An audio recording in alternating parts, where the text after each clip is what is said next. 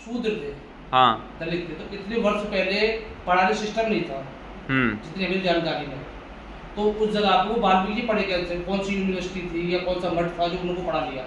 और ये पास बैठने का, खाने का, उनके सामने जाने का तक हमारा वो नहीं था, वो पढ़े कहाँ से। ये भ्रमित किया गया सिर्फ। अगर वाल्मीकि जी थे तो वो नॉर्मल सी बात है, पंडित रहे होंगे।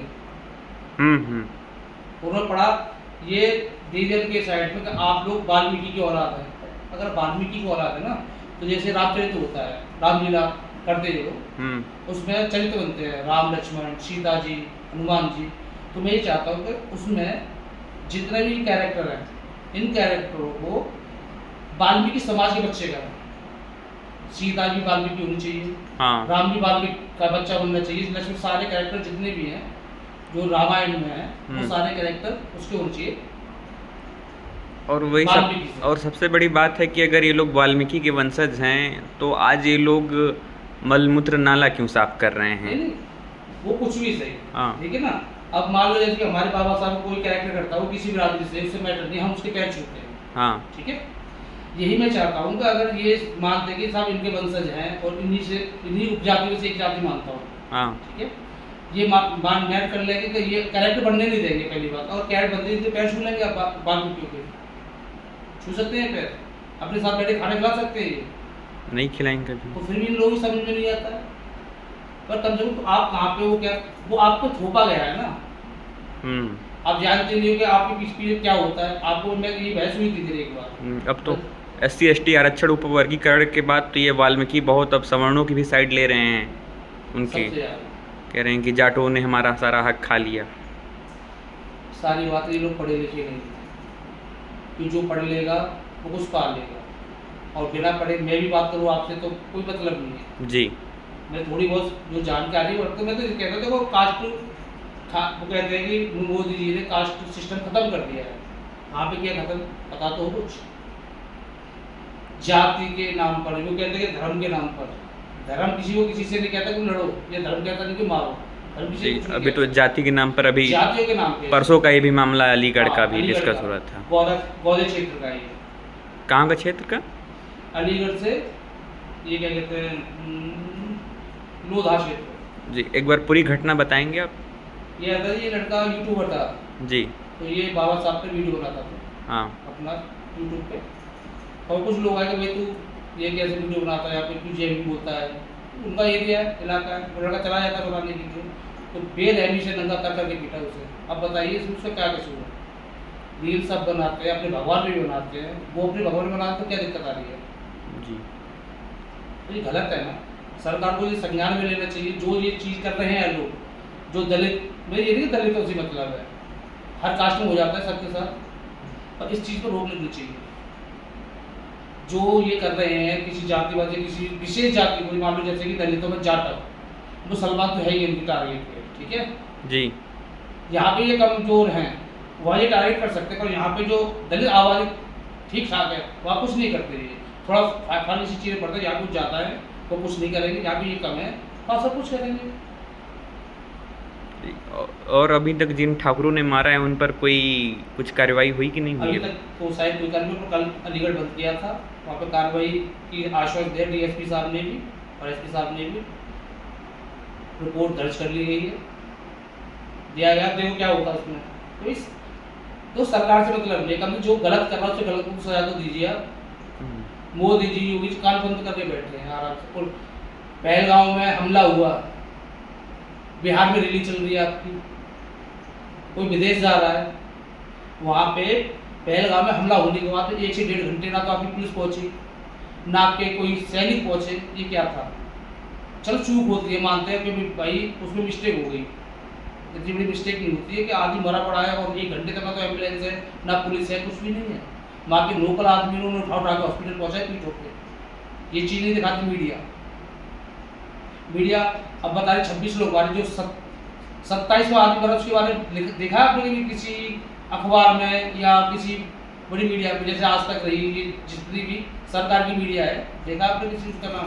उसके 20 बच्चे नहीं है, वो मुसलमान नहीं था जिसको गोली मारी गई, उसने बचाया, बंदूक छिड़ाई उसने रहम की भीख मांगी, क्यों मारते भाई? उसका नाम नहीं, वो शहीद नहीं है कि वो एक मुसलमान है। जो कंधों में ले ले पीठों में ले लेके भागे वो हॉस्पिटलों में बच्चों बहुत लोग बचाए उन्होंने, वो मुसलमान से उनको नाम नहीं आएगा जरा सा। मजहब नहीं सिखाता, आपस में बैर प्यारे, मजहब के नाम पे सारे फसाद सारे, और कुछ नहीं है, सब राजनीति है भाई साहब।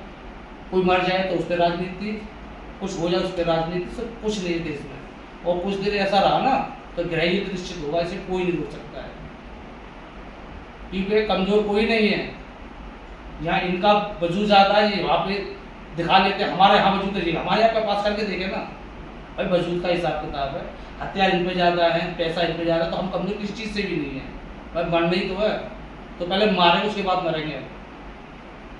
अगर वो एक मारेंगे तो हम 5 हम 10 मारेंगे, एक मरने से पहले 10 को मारेंगे, उसके बाद मरेंगे।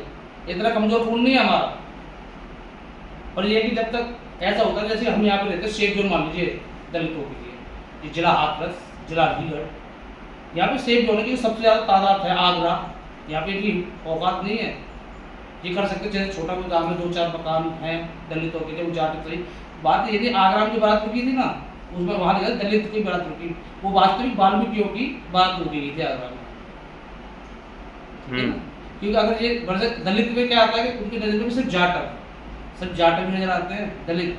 हालांकि ये नहीं पता कि दलित वो भी हैं, धोबी रहे, हरिजन रहे, ठीक है ना। इसमें कम से कम मुझे नहीं पता थी जानकारी, पर इसमें बहुत सारी बिरादरियाँ हैं। नाम आया तो दलित लिखते वो जाटक हो जाता है यूपी में, जैसा जाटक के साथ होता है। तो मैंने भी सोचा था जाटक, जब मैंने आगरा में ससुराल है, जब मैंने फ़ोन किया था मेरे से बात हुई थी, उन्होंने बताया कि जीजा अपनी बारात नहीं रुकी वहाँ पे, ठाकुरों ने वाल्मीकियों की बारात रोकी। तो मैं वही तो कह रहा था, मैं आगरा में इतना वजूद होने की फिर भी जाट रोकी, मथुरा में रोकी थी, फिर मथुरा में चढ़वाई। तो ये गलत कर रहा है यार। देखो हमारे मोहल्ले में एक परिवार है मुसलमान का, ठीक है, अब से नहीं, मेरे जन्म से पहले से उनसे कभी हमारी लड़ाई नहीं हुई। शादियों में आना जाना, घर पे आना जाना, वो ईद पे बुलाते हैं, अपनी दीपावली की उन्हें मिठाइयाँ देते हैं, उन्हें हम खा गए, उन्हें खाया तो नहीं। एक परिवार रहा, अब भी है, मकान के बच्चे भी वो खत्म हो गए, डॉक्टर कयूम खां नाम था उनका। तो ऐसा नहीं है कि अरे यहाँ पे कोई और होता, उसे कहा कोई किसी को भाग नहीं खाता भाई। समझदार लोग होते, जो पढ़े लिखे लोग हैं ना, किसी दोष भावना नहीं रखते। श्री राम बोलने से या जय भीम बोलने से किसी को कोई फर्क नहीं पड़ता है, ये तो अपने अंदर है भाई। हम जिसे मानते हैं उसे माने, नहीं बोल सकते हम यहाँ पे रहते हैं, कोई हमसे राम राम करता है मुझसे राम राम करते हैं, कोई अस्सलाम वालेकुम तो उससे अस्सलाम, हमारे आके जय भीम तो जय भीम करते हैं, इसमें दिक्कत क्या है? हम मिल जुल के नहीं रह रहे। इंसान को सोचना पड़ेगा, राजनीति तो हर चीज़ की होगी, हर जगह राजनीति है। कमजोर वर्ग को मारा जाता है हमेशा, टारगेट तो दलित मुसलमान है फिलहाल हिंदुस्तान में। वही चीज हमारे साथ हो रही है ना, जो आगे उन लोग जो अपने आप को दलित नहीं समझते उनके साथ भी होगी। संविधान में जितनी बिरादरियाँ, चाहे औरत के लिए या शेड्यूल कास्ट के लिए, हाईकर जिसके लिए, सबके लिए बराबर दिया है। जो महिलाएं आज कहती है ना कि बाबा साहब कौन है, उनके बारे में उल्टा सीधा जो बोलते हैं, पहले वो इतिहास को पढ़ें, उसे देखें उन्होंने आपके लिए क्या किया। हिंदू बिल कोड जो लाए थे, महिला के लिए बराबर अधिकार बाबा साहब ने दिया। एनर्जी पढ़ के अब बायलेस्टर, डीएम, सीएम जो भी बनते थे, उस एक संविधान की मात्र पे है, जिनकी कुछ भी वेरिफिकेशन नहीं थी आज़ादी से पहले। इतिहास उठा के देखे, स्तन ढकने का अधिकार नहीं था दलित औरतों को जी। ये इतिहास है पुराने, जिसे कोई जानता नहीं है। स्कूलों में आप सीरत वो रामायण या महाभारत इसे पढ़वाने से क्या वो डीएमएसपी बन जाएगा? तो अपने बच्चों को स्कूल ना भेज के मंदिर भेजे ना, क्यों भेज रहे भाई स्कूल? और आपको लगता है कि स्कूल से ज़्यादा मतलब पूजा करने में, ये करने में, अगर आप बच्चा ये बन जाएगा तो देखो आप भेजोगे बच्चों को, या हम मंदिर नहीं भेजेंगे, हमारे बच्चों को स्कूल ही भेजेंगे। इससे जो पढ़ा सो बड़ा। बाबा साहब ने कहा है कि शिक्षा वो शेरनी का दूध है, जो पिएगा वो दहाड़ेगा। जब तक आप पढ़ोगे तो आप बाद ही मान लीजिए कैलकुलेटर है, इसका क्या अर्थ है? अगर मैं गंवार तो इसमें ये नहीं जानता कि ये ऑन कहाँ से होगा, ये ऑफ कहाँ से होगा। मैं पढ़ूंगा उसके बाद ये ऑन का ऐसे गुड़ा है, ये भाग सब दे दूँगा, जो पढ़ाई में मतलब नहीं है ना, तो मैं तरफ नहीं कर पाऊंगा किसी भी जगह पे। और यही ये लोग चाहते हैं। देखो ये हमें हिंदुस्तान में राशन फ्री दे रहे हैं, हर चीज़ देंगे, ये सिर्फ कोई पढ़ाई में इतना महंगा कर दिया पड़ेगा कि एक बच्चे को प्राइवेट में पढ़ाने के लिए औकात नहीं है जी। गरीब दलित कहाँ से पढ़ाएगा? नहीं पढ़ा सकता ना। मेरे 3 बच्चे पढ़ रहे हैं, ठीक है, वो तो मान लीजिए कि आरटी के तहत तीनों बच्चे फ्री 8 तक पढ़ाएंगे CBSE बोर्ड से। और मानते हैं सर, मेरी 13-14 हज़ार रुपये सैलरी है। अब मासिक का ये लगाइए कि एक सिलेंडर की कीमत 870 रुपये है, दूध 70 रुपये किलो से आप लगा लें, महीने कितने होते हैं, 21 वो चाहिए। पर बच्चों को मेंटेनेंस है, फिर बीमारी है, दवाई है, बिजली का बिल है, सिलेंडर है, ये कहाँ बचता है, कहाँ पढ़ा लेंगे? आप फीस सुनेंगे आप? एक नर्सरी के बच्चे की 1200 रुपये मंथ, एक UKG बच्चे की 1500 रुपये मंथ, और फर्स्ट में है तो 2 से 2500 रुपये मंथ है। तो सोचिए, मैं सोच सकता हूँ बच्चों को हाई स्कूल तक करा सकता हूँ CBSE बोर्ड से। सरकारी में वो व्यवस्था बना कि आज से कम मैं 40 फिर थोड़ा कम हूँ, यानी 38 के या 10 समथिंग में पहुँचूँगा अपनी उम्र पे। उस पीरियड में फिर भी पढ़ाई थी जब हम पढ़ते थे सरकारी पट्टियों से, ठीक है। आज वो दुर्गति है कि वहाँ खाना मिलता है, खाली कटोरे लेके जाओ, दलिया खाओ, केले खाओ, लौट के आ जाओ। आप कंपेरिजन कीजिए हाई स्कूल का UP बोर्ड का लड़का और CBSE बोर्ड के लड़के से भिड़ लेगा। सरकारी स्कूल में कुछ भी नहीं रखा, ये सिर्फ पैसा वेस्ट करना और कुछ भी नहीं है। सिर्फ बड़गलाना के साथ सरकारी उसमें ये दे रहे हैं, क्या दे रहे हैं? ड्रेस दे रहे हैं, जूते दे रहे हैं, खाना पीना दे रहे हैं, और शिक्षा तो नहीं दे रहे भाई।